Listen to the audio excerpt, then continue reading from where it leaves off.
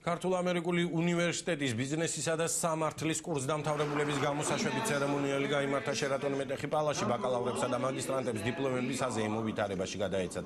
ცერემონიაზე სიტყვით გამოვიდნენ სასწავლებლის პრეზიდენტი და ბიზნესისა და სამართლის სკოლის დეკანები. მიწვეულ სტუმართა შორის იყო ამერიკის ელჩი საქართველოში ჯონ ბასმა ახალგაზრდებს სწავლის დამთავრება მიულოცა.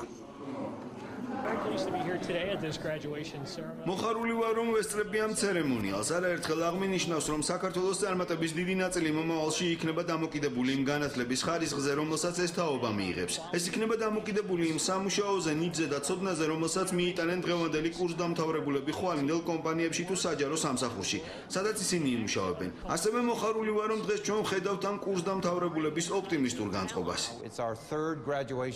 ეს ჩვენი რიგით მესამე გამოსაშვების აღამოა და მოხარული ვარ, რომ უკვე ამდენი სტუდენტი წარმატებით ამთავრებს უნივერსიტეტს. ძალიან კარგია, რომ ჩვენი ხარისხი ყოველწლიურად უმჯობესდება. მომავალში გაფართოებას და საზოგადოებისთვის და ორგანიზაციებისთვის ისეთი კადრების შეთავაზებას ვაპირებთ, როგორიც ჩვენ შეგვეფერება.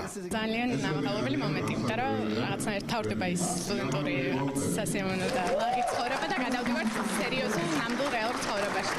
ძალიან მნიშვნელოვანი იყო ჩემთვის ეს დღე, ჩემი გამოსვლა იყო ჩემთვის მნიშვნელოვანი და დიდი იმედი მაქვს, რომ მართლა წარმატებულები ვიქნებით და ვასახელებთ როგორც ჩვენ ოჯახის წევრებს, ასევე ჩვენ პროფესორებს.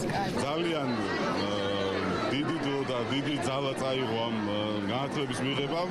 დაგვეხმარება მომავალ ცხოვრების წინწასვლაში და კარიერული წარმატებების მიღწევაში. მნიშვნელოვანია დღევანდელი დღე ნამდვილად ყველას მოულოცავ.